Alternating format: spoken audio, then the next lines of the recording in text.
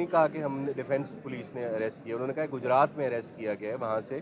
یہ اب جب وہ سارے جب ہم اب کیس کو دیکھیں گے تو جتنی جو پولیس کا ریکارڈ ہوتا ہے وہ مینٹین ہوتا ہے، ڈائری ہوتی ہے، اس میں دیکھیں گے جو اس میں ہمیں کمیاں کوتاہیاں یا کانٹرڈکشنز نظر آئیں گی تو اپنا کیس بلڈ اپ کرنے کے لیے وہ ساری چیزیں ہم ضرور دیکھیں گے. لیکن ابھی ہمیں صرف یہی انفارمیشن ملی ہے، باقی ابھی ہمارے جو سیالکوٹ میں لائرز ہیں وہ ساری چیزوں کو دیکھیں گے اور اس کے بعد جو نیکسٹ ایکشن ہوگا. باقی اب ریانہ ڈار صاحبہ ایڈریس کرنا چاہتی ہیں، وہ آپ ایڈریس کریں. بسم اللہ الرحمن الرحیم. میں جسٹس باقر ندوی صاحب کا بہت شکریہ ادا کرتی ہوں. میں اس بات پر بہت خوش ہوں کہ انہوں نے حق اور سچ پر فیصلہ دیا.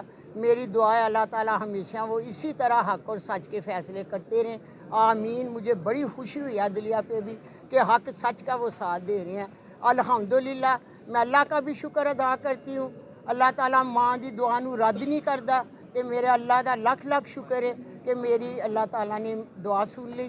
منو بھی عزت بخشی اور انصاف ملا اور مجھے بیٹے کا بھی پتہ چل گیا. Thank you very much. اچھا ماں جی، آپ 101 ہیں خواجہ آصف کے خلاف. اب تو ساری ہرڈلز ختم ہو گئی ہیں، کیا کہتی ہیں خواجہ آصف کو؟ میں خواجہ آصف کو کچھ نہیں کہنا چاہتی. میں کہوں گی کہ غیرت مند سیالکوٹ کے بیٹے بیٹیاں بہنیں خواجہ آصف کو میرے ظلم پر جو کچھ ہوا، تشدد ہوا، جو کچھ بھی ہوا ہے، وہ میری عوام اس دن اس کو فیصلہ دی.